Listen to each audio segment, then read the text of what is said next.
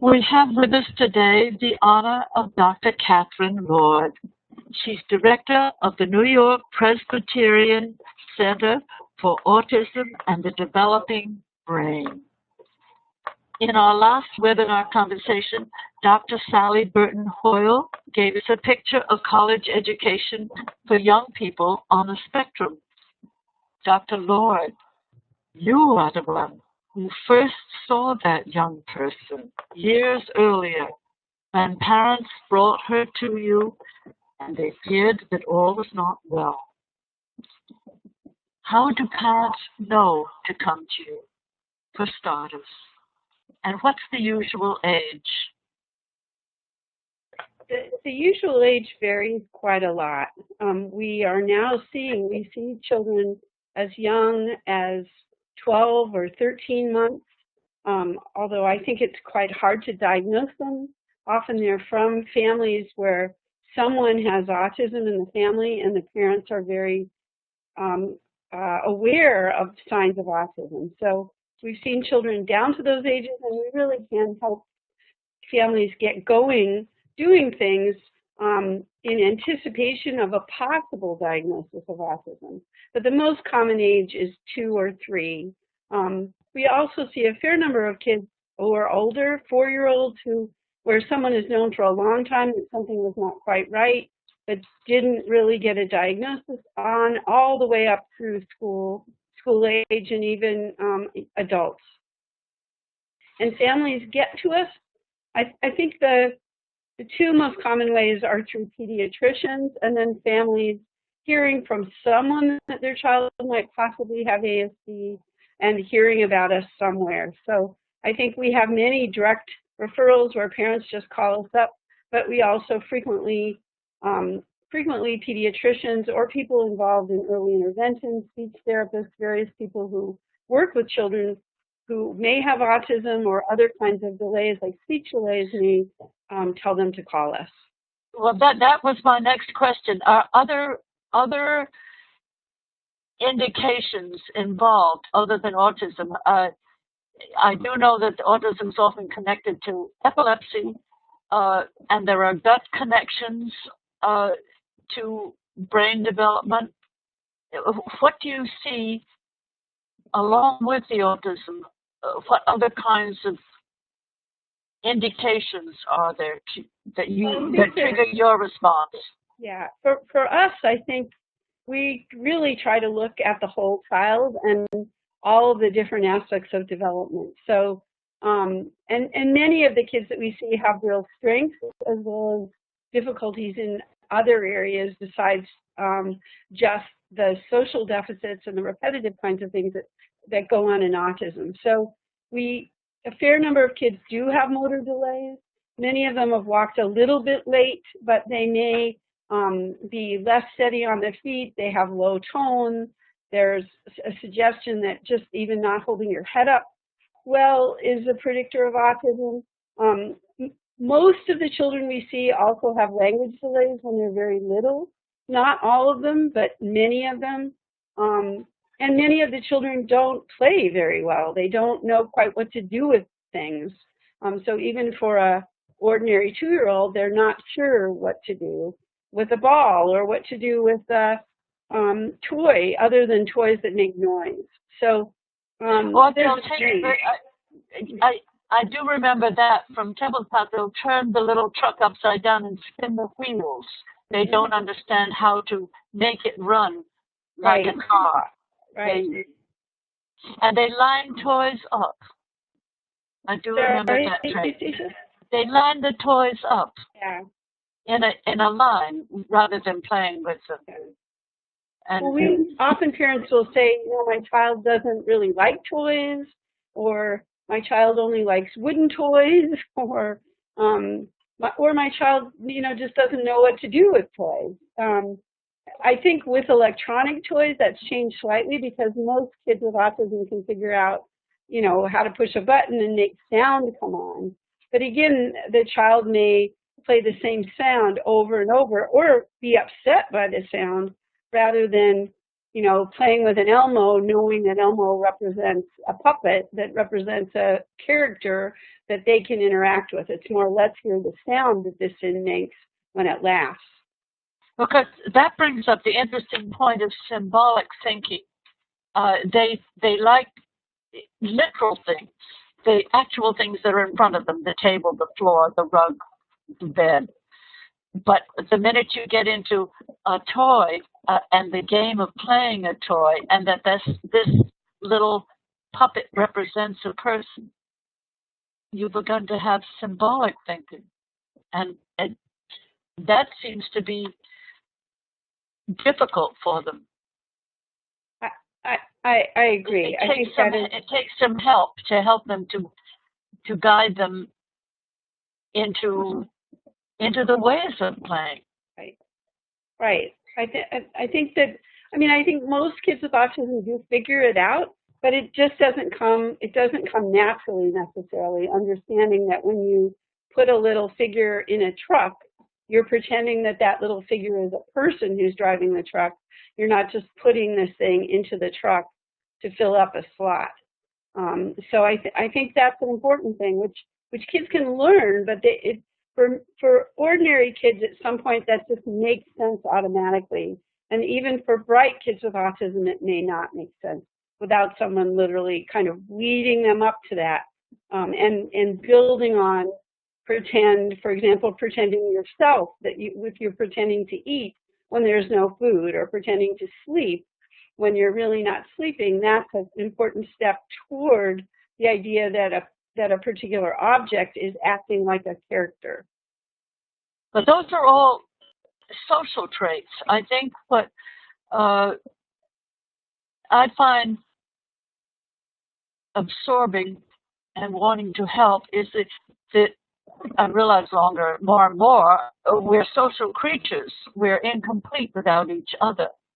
And somehow that social exchange doesn't seem to be there spontaneously. It has to be taught. Right. And I agree. And I think that's probably the key reason why trying to get a child diagnosed earlier is better if possible, because we can pull kids into social relationships by creating them on a level that makes sense to them and making them fun and making them meaningful. But they may not happen totally naturally unless somebody works on that for a child with autism. But we want to start that as early as we can. Catherine, could you tell us a little bit about your background and why we should be listening to you? Who are you and what do you do? We should be listening to you. That's true. We should be. I don't know that this is why you should be listening to me, but I'm a clinical psychologist. I'm the director of a relatively new, a one-year-old center that's a joint effort of New York Presbyterian Hospital, Weill Cornell, and Columbia. And we work with a group called New York Collaborates for Autism, which is a not-for-profit agency. I've been working in autism for a long time, since I was an undergraduate with Lovaas at UCLA. I went on to Harvard, where I tried to add to behaviorism by trying to figure out how did children learn, ordinary children learn language and social behavior. Ended up teaching a preschool class as a graduate student that had children with autism in it again, and said, you know, this is really what I want to do. So I then worked at Teach and have worked at a number of places, both in and setting up clinics for kids with autism. Thank you. I appreciate that, having all that background. So. Yes, and of course, what it makes me think of is, how does the organization work at the Brain Institute? I'm confounded by the immensity of it. This is an organization of medical organizations. How do you coordinate? How do the cases, when you have a case and you need a medical opinion, how does it work? And most of all, how many cases come through the Brain Institute? We've been open a year. We've had over 1,000 referrals to us, and we're just trying to figure out how to see as many people as possible. I think one of the things that's different about us than many places in the New York area, not so much the country, is that we take insurance. We will see kids with Medicaid. We'll basically try to make this as inexpensive as possible, but remain a high quality service. And so that meant a lot of people have come to us. Our goal is really to work with the family to figure out what it is that they need and to get a sense of the child, both where they fall on the spectrum of autism, but their other difficulties. Does the child also have difficulties with attention or aggression or overwhelming sensory issues or motor problems? And then to try to make a plan. Our focus is really working with families to work on specific goals, because we know we can't do everything for everybody for all times. So we have, for example, an early intervention program that just lasts 3 to 6 months that's very focused on getting kids started in good treatments across a variety of different disciplines, but also giving families a sense of what would a good treatment look like, and then what can they do, and then try to help the family find appropriate community resources. We'll do the same thing with everybody all the way up through adults, with the idea of trying to see families fairly intensively for 6 to 12 weeks or a little bit longer if we need to, and then try to back off and have people that are closer to them physically and in their own community work with them, where we might continue to see the family once a month or once every 3 months.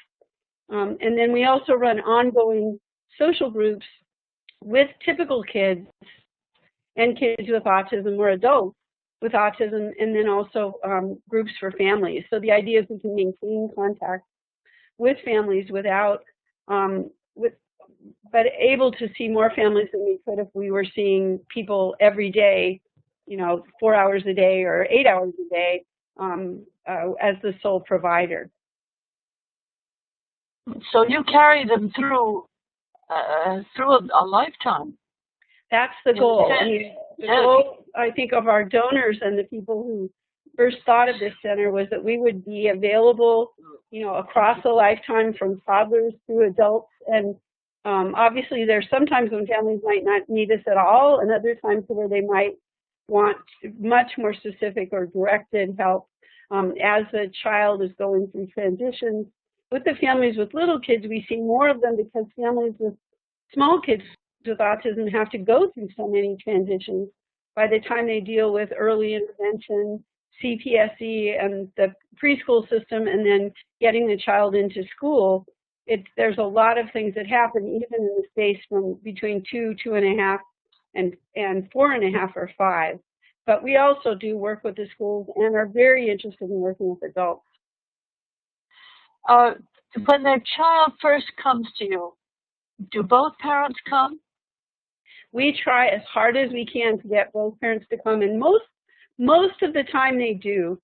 We will do just about anything in terms of scheduling to try to make it possible for both parents to be there, because we feel like it's very important for both parents to tell us what they see in their child, where they are in this journey of becoming a family with a child with autism, and how they would like us to help them. So we hope that families, both parents, can come to the whole assessment, but at least the beginning where we talk to families and the end where we talk to families, and then have some sense of what it is that we're doing with their kids in the middle. And actually, most families have been amazing.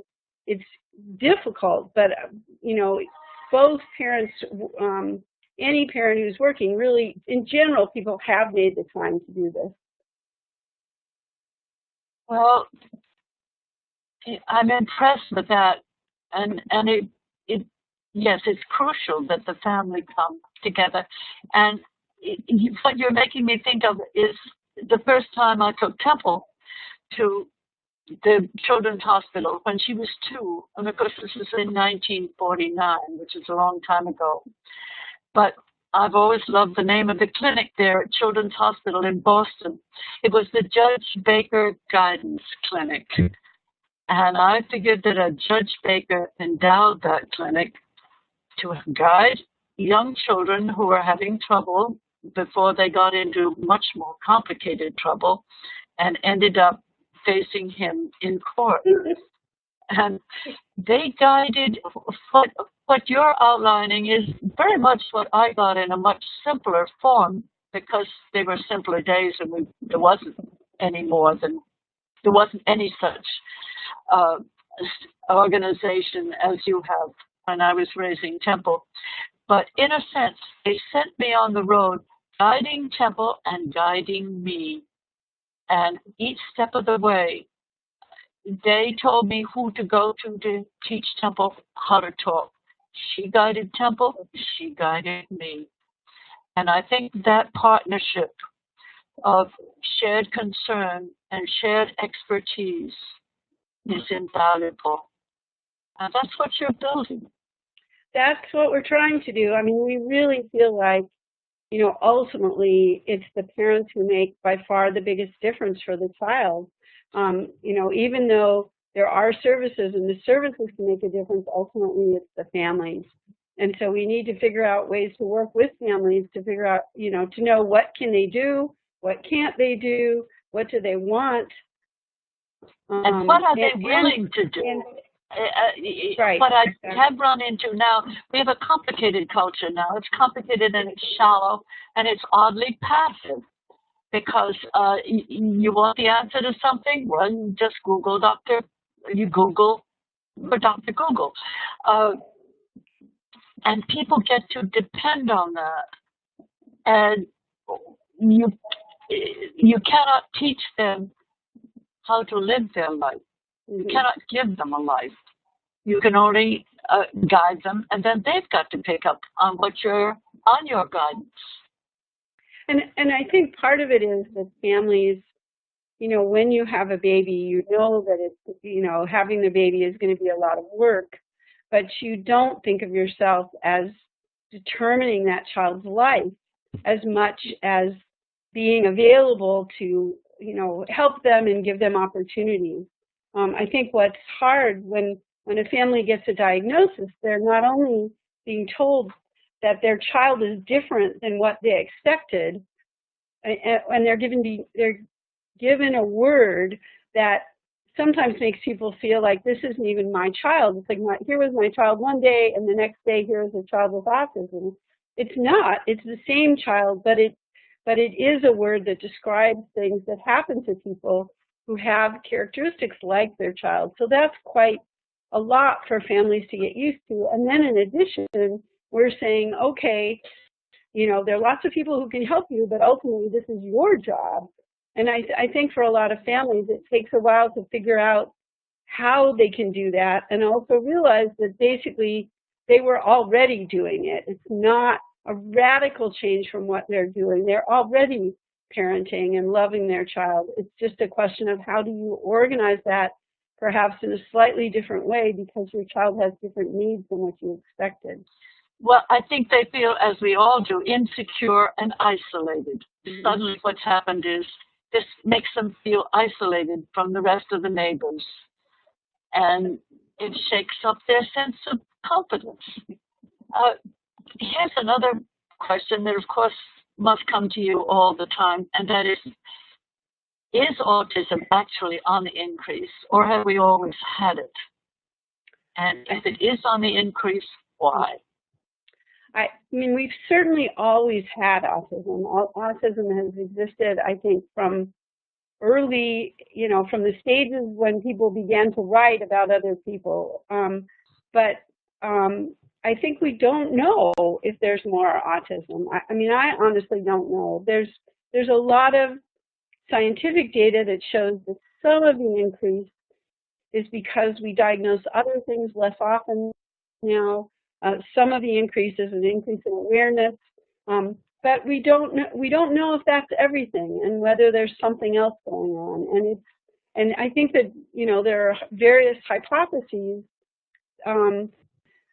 that might account for small amounts of this increase. For example, parents getting older when they have their children, but that doesn't account for everything. So there's a mystery there, and whether there's something in the environment, it would have to be pretty much in the environment on a level of either something that happens when women are pregnant. We don't know what, and there really aren't yet very good hypotheses of what those things are and how we would show that's what's causing autism. Cathy, you have a list of tips there that I don't know if we want to make sure we get to those, Eustacia, or not. One more question that I want to ask, and that is because I think of one doctor who said to me, I don't like these fertility drugs. Why am I seeing so many twins? And one of them is autistic. And I want to know from Cathy what your take is on the fertility drugs. Do you think he's justified in his concern, or do you? Well, a number of people have thought that might be true, and I think timing-wise, it's not an unreasonable hypothesis. But so far, nobody has really been able to show consistently that fertility drugs are related to autism. It is the case that having a premature baby, especially a very premature baby, increases the risk of autism. It doesn't mean at all that most children who are premature are going to have autism, but it does mean that there is a higher risk. And so it's possible that if fertility drugs, if you have twins, you're more likely to have premature babies. If you have multiple births, or if you're an older parent, you're more likely to have babies who are premature. So that it may be mediated by that factor, but I think that nobody's found it, or there has not at all been consistent findings that fertility drugs cause autism. Well, that would be a relief to a great many parents. Let us look at your list. I think it's a wonderful list, and I have to get my glasses on to look again. I liked your point.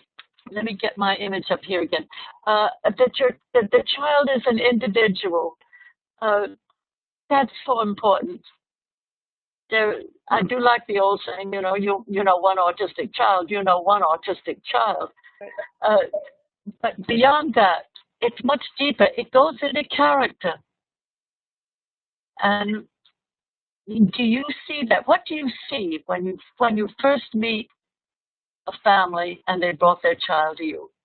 What are the clues that you look for that involve the character, the individuality of the child? Well, I think one of the things we look for is when is the child the happiest? What is it that they like to do? And what have the parents figured out to do to interact with their child and get their child to enjoy being with them or being with their siblings if they have brothers and sisters. So I think that's one of the things we start with. And I think that's something that we often come back to, even as kids, with older kids, is what is really important to this child, and what is it that they look forward to, and then how can we use that to get them to do some of the things that we think are important that they may just not know is important. We also look for strengths. I mean, kids are good at something, and so trying to figure out not only is what is the child interested in, but what comes easily to them. And we don't want to just create activities that only work on the things that are hard. So we want to take advantage of the things that the child can do and the things they're interested in, and then also try to build up the things that are difficult for them. I'm looking down your list again. I couldn't agree more, and I think of it also while I'm looking here. I think you have to offer a menu to children of activities. People often say, well, go along with what it is your child likes to do. Your child may not know until you offer something. Do you want to play with a hammer? and nails and a piece of board. My children, and that included Temple, loved carpentry. And Temple was always good at it. But the minute she got that hammer and that nail and that board, she set to work on it. But you have to give her the hammer and the nail. She can't make it up out of nowhere.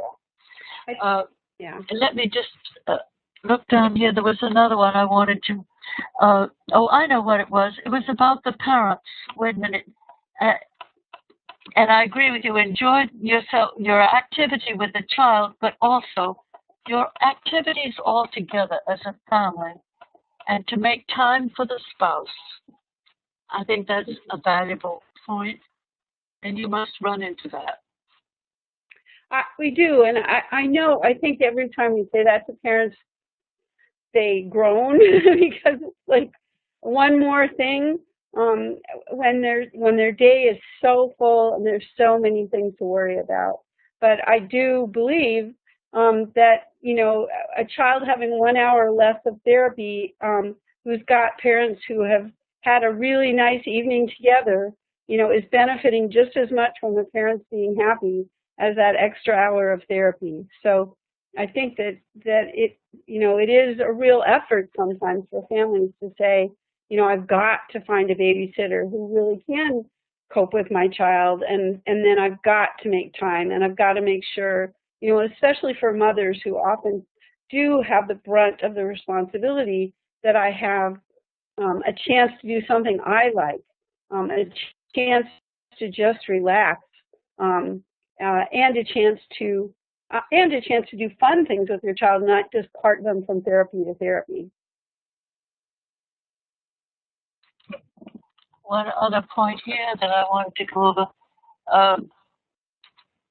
Yes, I like your point about reasonable expectations.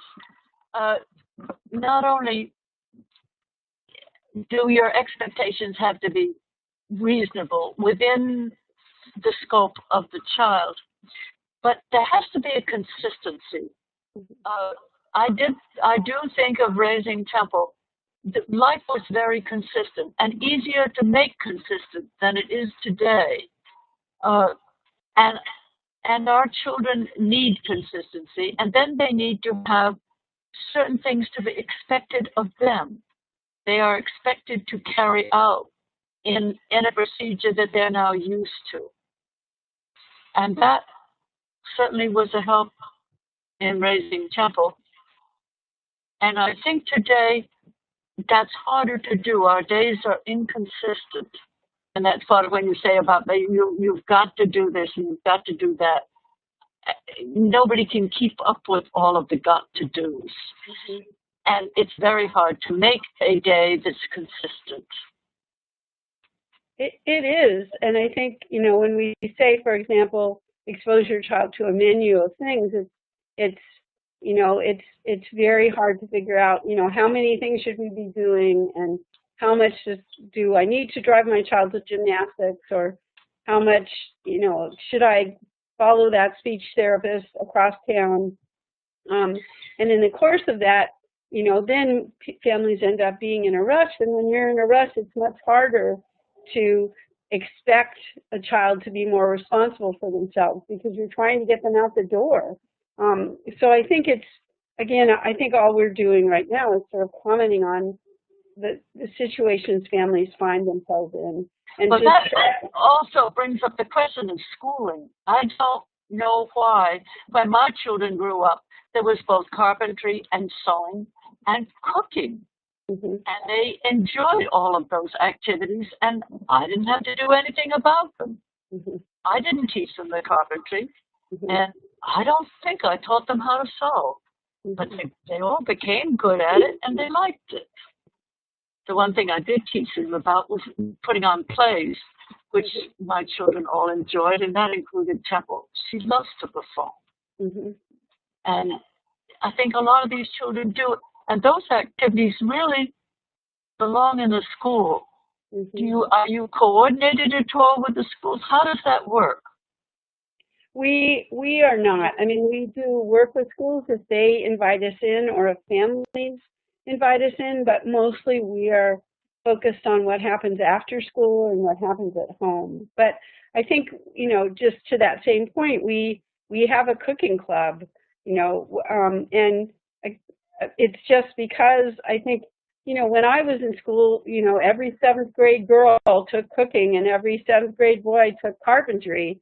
And I think that's changed for both, you know, dividing up the girls and the boys, but also how much kids do these hands-on activities as opposed to academics. And we feel like any kid, I mean, it's not just a child with autism, can enjoy doing things. And so trying to help families have ideas of things that they can do, and then we try to set up activities as well that give kids experiences, and into those experiences we try to program social opportunities. So while a child is cooking, we might try to focus on what do you do when you don't know what to do, or what do you do when you want to turn and someone else has got a hold of the equipment that you need, or what do you do when when you have more of something than you need, can you share? So I think those are the kinds of things that can happen in any activity in school or outside of school that we hope will be offered to children with autism. Well, maybe all of this will open up for schools. The fact that why have we let go these old and considered old-fashioned things to do? The world isn't all computers. We're going to go on needing carpentry, and we're going to needing to turn up the hem of the skirt. I don't think we can outsource everything. And it also involves what parents like to do. It's much more fun for them to play with their children with what they like to do too. Right. I think of that with the family. We enjoyed making costumes together. Mm-hmm. I liked it, and they liked it. Mm-hmm. All of my children. Mm-hmm. Have we got some questions, Chris? We haven't got any questions, but I did have one. Cathy, we at Families Together, we have a lot of social media going on. I'm sure you do also. But we found that that's a nice way for a parent. I'm going to give you an example. We had a parent write that her child was biting his lower lip a lot, and it was cutting right through it with his teeth, and she couldn't get him to stop. And for about 3 days, we some professionals, Sally, myself, a couple of other people who know what they're talking about, joined in and started messaging her individually. And then we watched the Facebook page, and suddenly things were okay. He was going to birthday parties, life was good, she was going camping, and it was almost as if she needed someone to care at that moment, give her a little advice that probably wasn't going to help her, but just the fact that at that moment, she needed somebody to step in and say, we're here for you, you can call us if this goes on more than you can take it. And I found that social media is good that way, because then you can watch and say, okay, she's okay now. She's doing all right. I'm looking at her stuff, and it sounds like whatever it was, she got through it, and now she's just dealing with a very unfortunate issue. So do you do anything like that? Not much. I mean, I think we would love to do more, and I think a lot of other major centers are, predominantly giving information, but also beginning to try to set up portals for families to be able to do that. What's hard in being part of a major hospital system is that the hospital is very wary of social media at this point. And so I think what we're trying to do is figure out how can we sort of navigate within the parameters of a hospital that's quite medically oriented and the rest of the world that is moving forward. One of the things that we have been involved in, which really wasn't our idea, was we're part of a supported employment program for young adults with autism. And one of the things in that program that the leader has come up with is teaching the guys and young women to text each other and also to do an email. And that's been an amazing thing to see, just as they learn that they actually can communicate without having to have long conversations with somebody who will respond. And I think most of us do keep in touch with families in between appointments, whether through email or phone calls or various methods. But we need more, I think, of exactly what you're doing, Chris. Yeah, it was just interesting because it seemed like a huge crisis, but then you realize it was, I'm overwhelmed today. Yeah. And then she moved. And so I think we, as professionals, we tend to spend a lot of time on something. The parent comes to you and you say, oh, this is, and we bring in everybody and we try to solve it. And then you find out a week later, it was just really a bad day. And I think social media can actually help with that, or, we also do a lot of stuff on the phone, and Ruth can address this too, where, and you really have to have a talent for asking the right questions, listening, and solving an issue on the phone, whether it's a young child like we're talking about today or it's an older child, because most of the time it's, how do I get him to change his socks? And the answer is, do you really care? And that's all they need to hear. It's like, don't worry about it. Let him wear the same socks every day. And sometimes a telephone call can avoid a lot of professionals coming in and doing occupational therapy, doing a diagnosis and a sensory thing when it's just like, don't worry about the socks. Yeah. So we do a lot of that, I don't know what you call that, troubleshooting, I guess. And it's very effective for families because things change so fast in a family. What's an issue today is not an issue tomorrow. So I don't know if you use the phone in that way, but I'd love to talk to you more about that when we have a chance and setting stuff up. Anyway, that was just a thought. Yeah. No, well, I think, yeah. Right. I was going to say, it's just what you're talking about is just the plain everyday human exchange. Yes. And I think that's hard. This is, Cathy, you brought up the very interesting point that it's hard for the medical institutions, the doctors. They're used to their discipline, and their discipline is very important. However, there's a great deal that takes place, just as Chris is illustrating, that doesn't really fit into anything medically. It's just what we do as human beings in the daily course of each day. And I think, how do we bridge that gap to the medical profession, make them a little more willing to look socially at a problem that may not fit into any particular medical mode? I mean, I think as physicians are being trained now, they're much more conscious of this, but it is hard. I mean, even, for example, with insurance doesn't reimburse phone calls. And it seems crazy to me because I could often answer, and I will just answer a phone call, not bill somebody, because the parent and I can handle something in 10 minutes that it seems ridiculous to make them drive to our center, make an appointment, all the things that are involved in making an appointment, and then see me for an hour when I could just say in 5 minutes of hearing what they've got to say and 5 minutes back, we could solve the problem.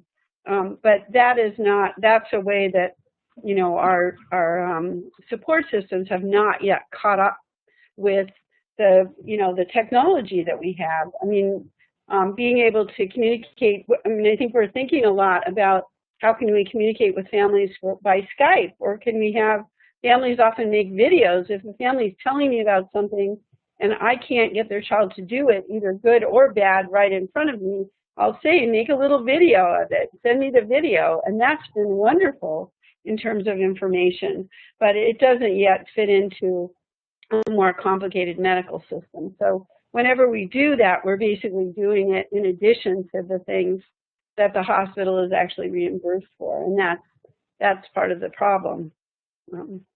Well, I ran into something like that a good many years ago at the Watson Institute in Swickley, Pennsylvania. They had a big TV connection. This was to places in Pennsylvania that the doctors or the therapists could not get to. The families couldn't get to them. They couldn't get to the families.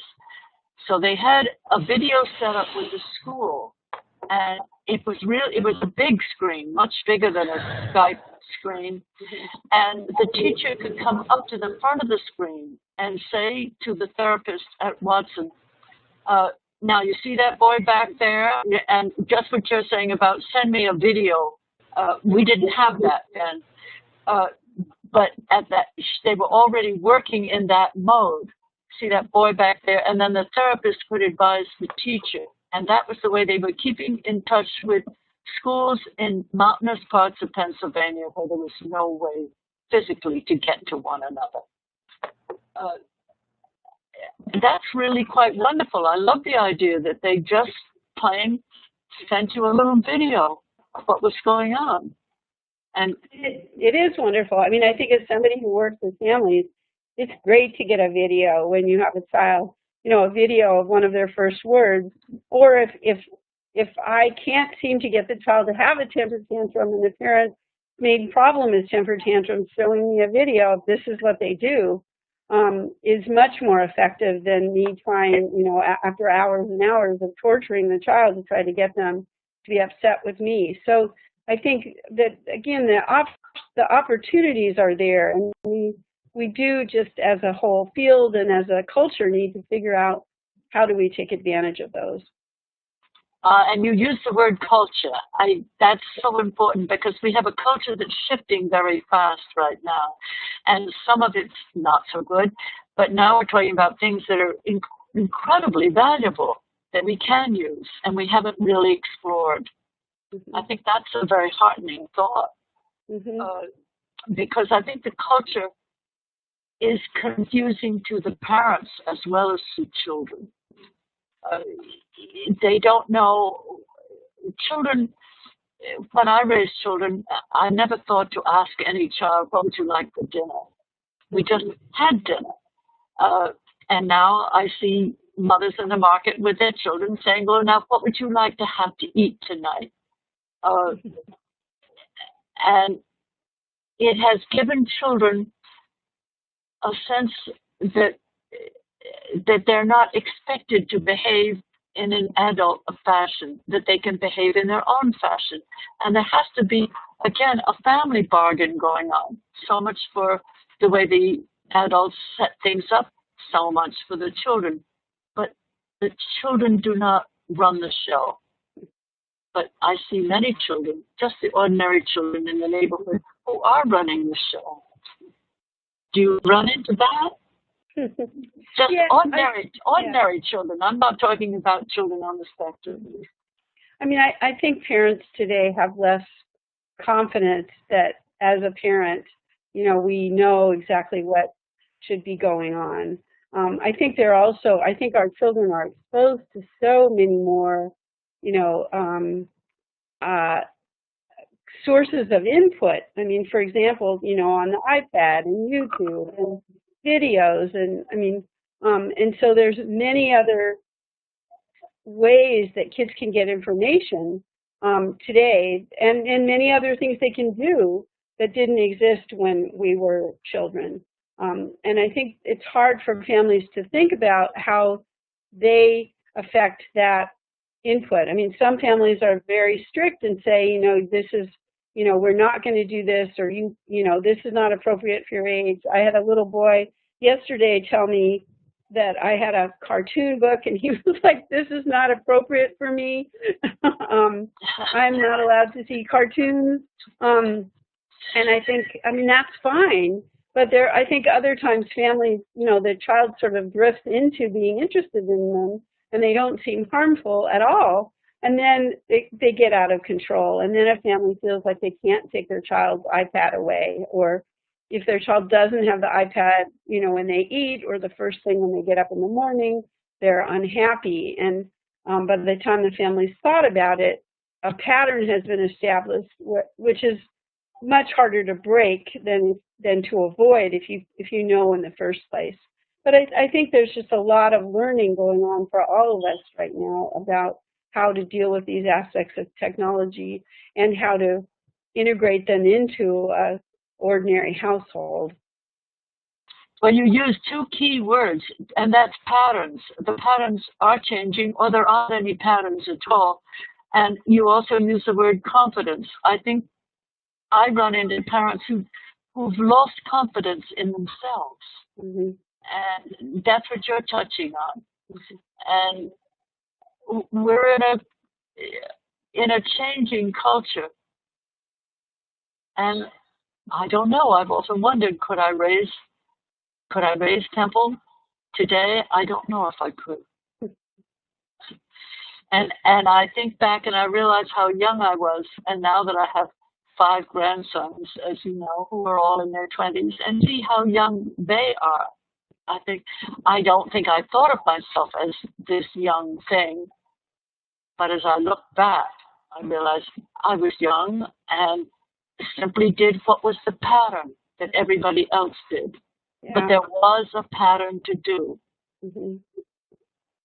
Yeah, I think I do think that that's really changing all the time of what is a good mother, what is a good father, how do you accomplish all the things for your children that people are expected to do now, and then into that comes a child with autism, and there's a whole other host of expectations. So it's not easy. I mean, it's amazing to me that families do really well for the most part, and then there are struggles that are heartbreaking and horrible, but I think there are people that do care and are really trying to figure out how to avoid those or minimize them. Yeah. And one area, of course, that I keep hoping about, and that is to help the mainstream not be quite so thrown off by children on the spectrum. I realize that the behavior of spectrum children isn't always easy. But I remember, and I see today, what happens is the mainstream people are thrown off, so they're nervous. Now you've got 2 people who are nervous. The child on the spectrum who's getting more nervous every minute, and the mainstream person who's now nervous. I thought we could just figure out a way for everybody's nervous system to quiet down. That's one of my goals. Mm-hmm. And I don't know how it's easier to state the goal than it is to get there. Right. Probably information is the best. I think when people understand what's going on, they're less disconcerted. Mm-hmm. And speaking of information, how does a parent get to your center? I mean, how would they know how to go there? Can they go from anywhere in the country? Do they have to live near you? They can come from anywhere. So we see families from all over the world. The only thing that's restricted is the early intervention program is just for kids who live in New York State. But it can be for anybody who lives in New York State who's close enough to get there to receive the services. The most usual way for families to find us is to call us, and the phone number for the intake coordinator is 914-997-5848, and that person can answer questions about what we do and what the wait might be, and what the different. Okay, let me have that number again, Cathy. 914-997-5848.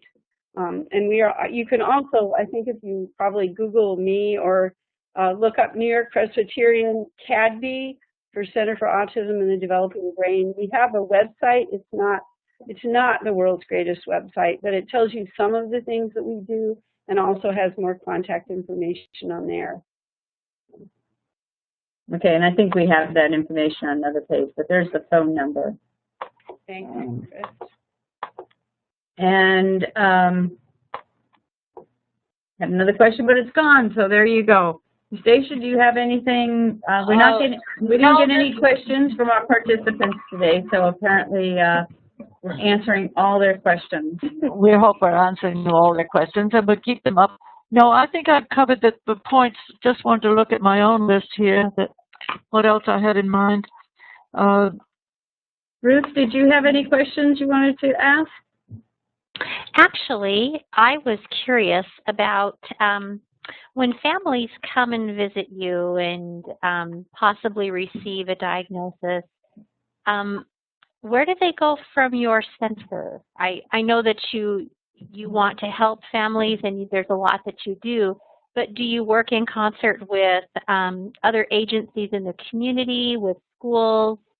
Where does the network of support for these families come into play? It occurs on all sorts of levels, and so it really depends in part on where they live and what the age of the child is. So we do work with a lot of different preschool programs in the New York metropolitan area, so New Jersey, Connecticut, and the different boroughs of New York. We also will work with school districts. So I think a lot of our job is trying to do assessments, talk to different people in the schools, try to find out what the options are. Then the family goes to see things. We will go with families to visit schools. We'll go to see a school where a child already is. We'll try to help often in the transitions from one thing to another, but also when a child is in a particular setting like a school district or coming out of school and families are trying to figure out what to do. There are a number of not-for-profit and in New York for-profit agencies that provide services for kids with autism. So we will try to refer families to different agencies that might help with different things. And we have a network that we've developed just over the last few years that we've been in existence of different providers whom we know well. It's such a huge area that there's many things we don't know or we've heard of, but we haven't seen ourselves. So I think what we try to do there is direct families either to things that we've heard of or to also other families who may live near them or have a child with similar needs whom they can talk to. That's another thing I feel like we can do that's very important is putting families in contact with each other. And it's hard because I think not every family is an ideal mate for every other family, and there are people that don't necessarily like big groups. But as we accumulate and as we see more and more families, we can, most families are very willing to talk to somebody else and share with them their experiences, for example, in a particular neighborhood or looking for a speech therapist in Lower Manhattan or some of the kinds of things that families need to do. That's wonderful. I'm so happy to hear that. Quite often as I visit with families in our area, which is Moscow, Idaho, Palouse, Washington, and the Pullman area, is that especially shortly after a family gets a diagnosis, they feel so isolated.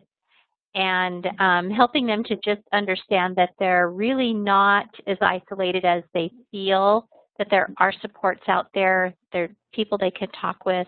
It's very empowering when they can make those connections.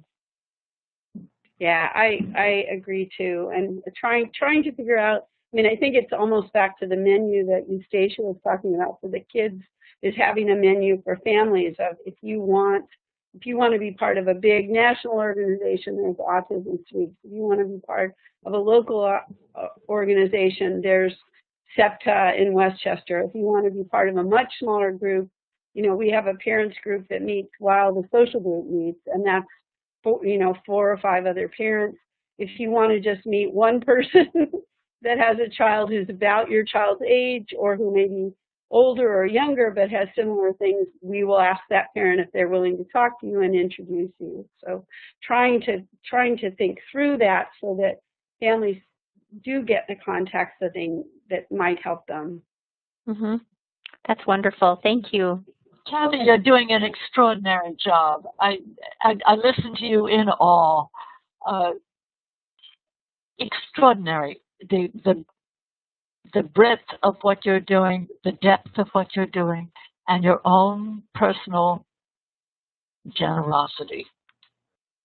We're trying. I can't say that everything is perfect, as you know, but I think we are trying, and I think that we, for families that come to us, we need you to just tell us when something didn't work, tell us, and when something does work, tell us, so that we know, because we're just, we're really kind of a baby of an organization, having survived our first year. So, and we're pulled in many different directions, but I think we are trying to figure out what helps the most and the gaps that we can fill that aren't available elsewhere as we move forward. Well, Eustacia, you want to wrap it up? Because we're getting kind of close to the hour. Yes, I guess we are. Extraordinary, Cathy, what you've accomplished in a year. It's just amazing. And your own approach is also amazing. All I can do is to thank you from the bottom of my heart. Thank you. Thank you, Eustacia, and thanks, Chris and Ruth. Thank you very much for joining us, and we hope to see you at our next webinar. Everyone who's here today, we hope to see you again.